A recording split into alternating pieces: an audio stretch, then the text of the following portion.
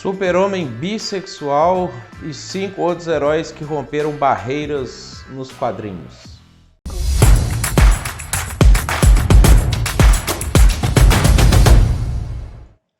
Essa foi a notícia mais lida e comentada no Dia da Criança, dia 12 de outubro agora, que passou, anteontem. A gente teve essa notícia saindo a respeito daquele que, na série ali dos quadrinhos, na verdade não é o Clark Kent propriamente dito, é o filho do Clark Kent, que está assumindo agora o lugar do pai como sendo o próximo super-homem. E essa notícia ela veio e causou todo esse alvoroço, tanto no mundo secular quanto no mundo cristão, uma vez que trata de um assunto que tem sido cada vez mais sensível. E aí a gente fica nessa situação. Qual que é a posição que a gente deve ter em relação a tudo isso? O que isso implica na vida da gente? Eu acho que tem duas coisas interessantes que esse tema traz para nós. Primeiro, é o problema da seletividade cristã em alguns temas que parecem ser mais sensíveis do que outros. Por exemplo, quando você olha a história do Super-Homem, os vários personagens que já representaram o Superman na história, você vai ver situações como o Superman tendo uma relação sexual com a Mulher Maravilha, como se ela fosse um troféu, um prêmio por ele ter vencido em um inimigo maior ou uma situação maior, e ele pôde ficar com ela e sair com ela como um prêmio. E quando isso aconteceu, isso não foi notícia, isso não chocou o mundo cristão, nem os conservadores, nem nada nesse sentido. Ou quando a gente teve agora no Superman Returns, ou Retorno, que foi esse Superman entre o antigo e esse atual, que a gente tem um momento em que ele tem um filho com a Lois Lane, e daí já vem um dos problemas, que é a relação sexual fora do casamento,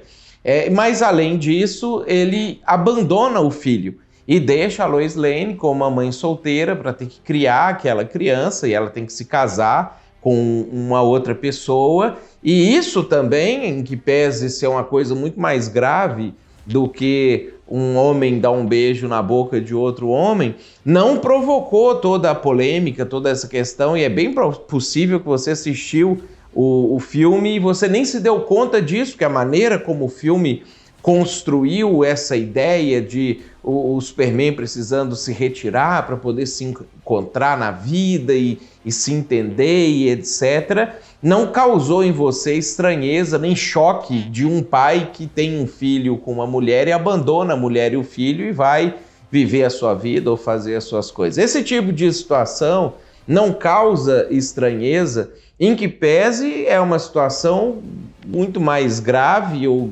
colocada ali na Bíblia como pecados, coisas que jamais poderiam acontecer. A segunda situação que isso gera e que a gente deve parar para pensar é por que isso é colocado da maneira como é colocado e aparece no tom que aparece, e por que isso causa provocação e gera polêmica. Normalmente isso é feito intencionalmente. O segundo problema disso tudo é que nós estamos vivendo dentro de um mundo que não só questiona a heteronormatividade como sendo algo do mundo cristão, de Deus, da Bíblia, de Jesus ou alguma coisa nesse sentido, como tem tentado impor uma agenda homonormativa ou binormativa, a gente poderia falar dessa maneira, e a maneira como isso tem sido colocado é que é a forma provocativa. Nós sabemos que quem está por trás dessas agendas de sexualização ou de instrução de sexualidade hoje não são pessoas que realmente querem o bem de pessoas homossexuais ou bissexuais, ou querem conscientizar os heterossexuais de que existe homossexualidade e pessoas nesse sentido, mas de fato o desejo deles é provocar e estimular o acirramento do ódio entre ambos os lados. Quando a gente olha para as pessoas que estão por trás desse tipo de agenda, a gente descobre os países em que eles conseguiram implantar as suas ideologias. Todos os países, sem exceção, são países que, ao terem os seus governos totalmente tomados por essas pessoas foram, inclusive, assassinos de homossexuais. E o são até hoje naqueles países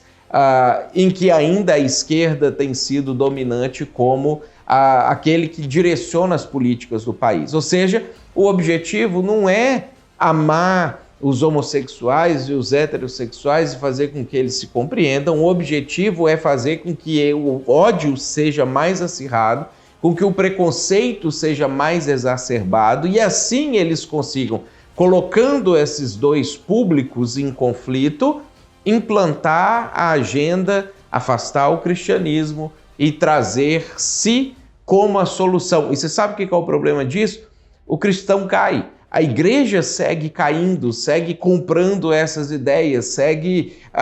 sendo fisgado por esses anzóis que são colocados para ela. O que a gente precisa prestar atenção é, para além de tudo isso, para além de se o Superman é um cara modelo a ser seguido ou não, e a gente vê que não tem sido um modelo a ser seguido na história, aquele que de fato é o modelo a ser seguido por todos os homens de todas as orientações sexuais, o que é que ele propôs? E aí a gente chega na palavra amor, que tem sido corrompida por esses que tentam passar essa agenda de desconstrução da ideia dita tradicional de família, que de tradicional não tem nada, porque a gente vê que o tempo inteiro família tradicional é o que não existiu no mundo. Mas essa ideia que vem sendo passada de que o amor tudo pode quando é você que é heterossexual se libertar e adotar a prática homossexual também como uma prática normal para a sua vida. Quando, na verdade, o que a Bíblia propõe para amor é a gente entender o que Deus fez, como Deus colocou para ser e qual que é o nosso papel nisso tudo, uma vez que todos nós, hétero, homo ou bissexuais, estamos em condição de inadequação diante de Deus. Entender isso e transmitir isso com o jeito, ou como o jeito que Jesus gostaria que fosse transmitido, não de exclusão, mas de proposta de caminhar junto, de buscar de fato juntos entender o que é a expectativa de Deus para cada pessoa individualmente, não para grupos ou classes ou coisas nesse sentido, é o que de fato vai fazer com que a gente perca essa mania de continuar caindo em armadilhas que são criadas para fazer parecer a igreja como cada vez mais odiosa, cada vez mais preconceituosa, cada vez mais segregadora e fazer parecer que os movimentos que, em tese, militam por essas causas são aqueles que querem unir as pessoas, trazer paz, quando, na verdade, eles estão acirrando e, às vezes, a igreja continua caindo. Eu queria que você prestasse atenção no que é que Deus quer de você, o que é a expectativa que Ele tem a respeito de você. E se você conseguir responder isso com clareza, certamente você não vai cair nem para um lado, nem para o outro lado. Toda semana, analisando uma notícia a partir de uma perspectiva cristã. Se isso fez sentido para você, não esquece de curtir esse vídeo, compartilhar com alguém que você quer estimular esse tipo de conversa também. Se ainda não nos segue, curte a nossa página, segue a nossa página, ativa o sininho aí e não deixe de pensar sempre o que é de fato que está por trás de todas essas notícias, essas coisas que são vendidas diariamente para a gente.